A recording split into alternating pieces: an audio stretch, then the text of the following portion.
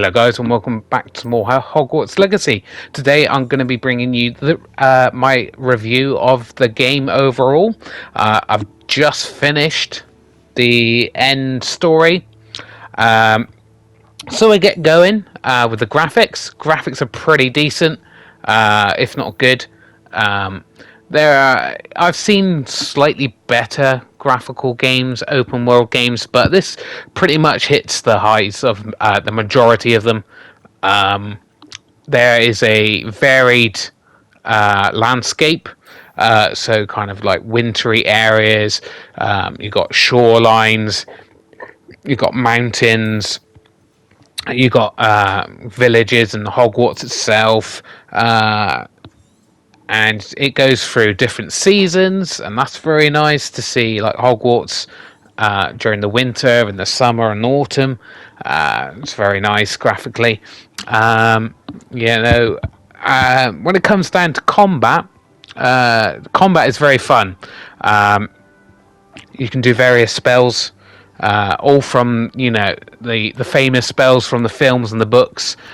So that is obviously a lot of fun. You've got to do different side quests to kind of learn these spells. You've got to have certain ones unlocked to do certain quests as well, which can obviously be a little bit tricky sometimes. You get to do a side quest and you realise you haven't learnt a certain spell that you need, so you have to go back to Hogwarts and learn that, do some different side quests to unlock it. Hogwarts itself is pretty damn amazing. It's very detailed. There's loads of nooks and crannies. There's loads of little different quests and stuff inside Hogwarts. I must admit, it's a beautiful place, but you don't seem to. I wish, honestly, I wish there was more story set inside the actual school itself. I think that would be a bit disappointing to some fans. Obviously, Hogwarts is kind of very central to the Harry Potter series, so the fact that like I said, you do loads of side quests and little tasks and stuff inside Hogwarts, but you don't do much story-wise inside Hogwarts other than learning some main spells and things like that. But it's very nice. It is very nice exploring it. There always seems to be a little bit more that you haven't explored. And as you can see, as we're going around Hogwarts right now, that one of the problems graphic-wise is there is a lot of pop-in. So if you move around too quickly, some of the characters just kind of pop into view and things like that. So that's a bit of a problem. But it's not overly distracting when it comes to that. Like I said, kind of disappointed you don't spend a bit more story-wise inside Hogwarts. When it comes to the main story, the story's quite interesting, but it suffers from the same thing that most open-world games do.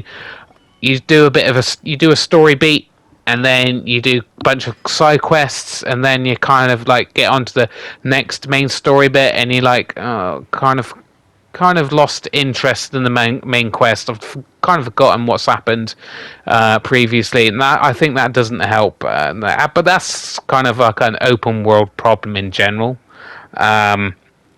You can do side quests for hours, and then you go back to the main story, you kind of forgotten what's happened. So that is a bit of an issue with this game. I mean, the story is interesting, but it does suffer from that, and the main villain I wasn't overly impressed with. You get some kind of flashbacks to this other character that builds this machine that the main enemy's after. I think she's a lot more interesting than the main character you have to fight. So that is kind of disappointing, and obviously if the main villain isn't all that particularly interesting, does hurt the story a bit. It does hurt the main quests. So yeah, and again, there's a side character called Rookwood.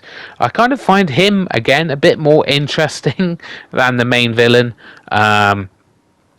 But it kind of ties in with some of the side stories and stuff that you hear in the background of Hogwarts, in Harry Potter, like the goblin. It's all to do with goblins, and obviously there's some lore and stuff to do with goblin revolts and stuff. So it kind of links in with that.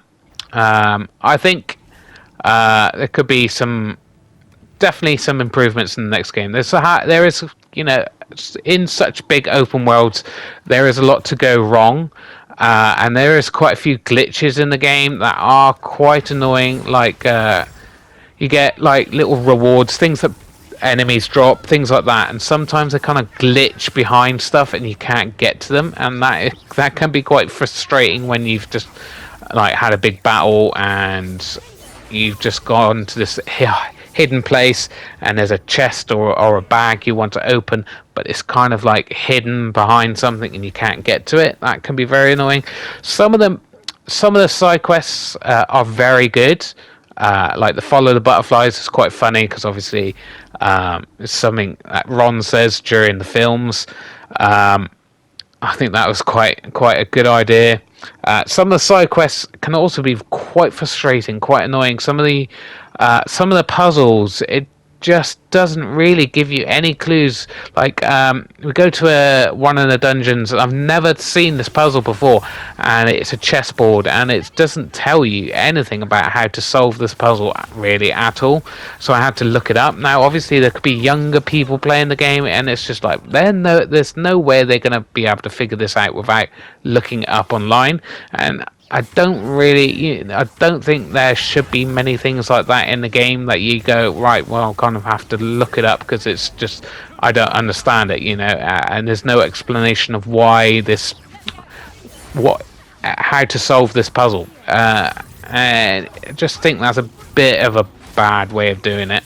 And there could be easier ways to explain how to do in-game environment ways of how to solve these puzzles without having to look it up. Like I said, combat is very fun. Like I said, it's to do with the combination of firing on spells and blocking and stuff like that, and the ancient magic all combined to make combat very fun and fluid. Now, like I said, this is one of these puzzles up here that you can see in there. It can be quite frustrating. Some of the Merlin challenges can be quite frustrating as well. Certain ones are very easy. Certain other ones can be quite very tricky. And you've got to...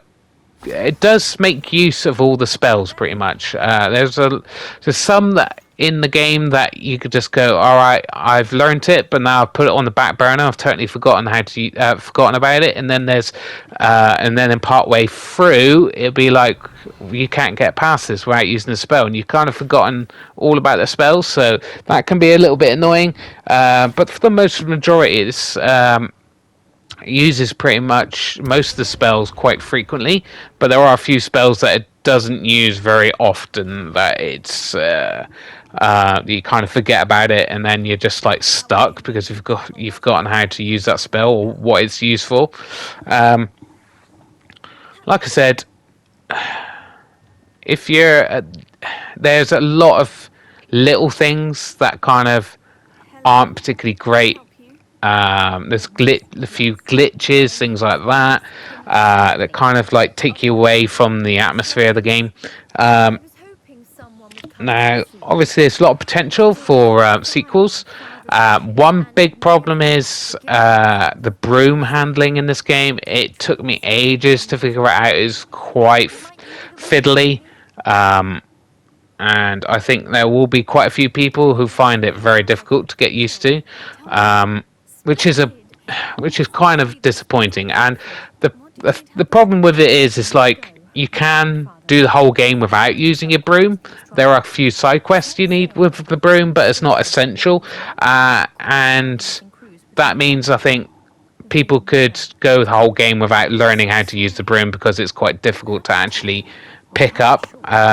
It's not like, oh, you can jump on it and you kind of after a couple of minutes you're like whizzing around. You have to really spend quite a bit of time to get used to it. It's not the best controls ever, and it's things like that, and you're just like, well, that's quite a big thing in Harry Potter. There's the brooms, and Quidditch is a big thing in Harry Potter, but they've decided to turn that, to stop you playing Quidditch in this game and make it into a whole separate game. I think that's very bad. It's just like money, grabbing as much money as I can. I can't think of how they're going to turn that into a whole game either. So that was very disappointing. Like I said, I'm hoping there's a lot of improvements in the next game. A lot of little bit of bits that need fixing and adjusting and stuff like that. But overall, it is a good game. I put quite a long time into it. Obviously, the fact the combat is so good really makes this game fun to play and made me want to play more of it. But I think if you're a big Harry Potter fan, then you're definitely going to enjoy this game. I probably give it an 8.5 out of 10 if you're a big Harry Potter fan. If you're not a Harry Potter fan, you can still find a lot of enjoyment out of this game. It is a decent open world game with an kind of decent-ish plot, main story, and I would probably give it a good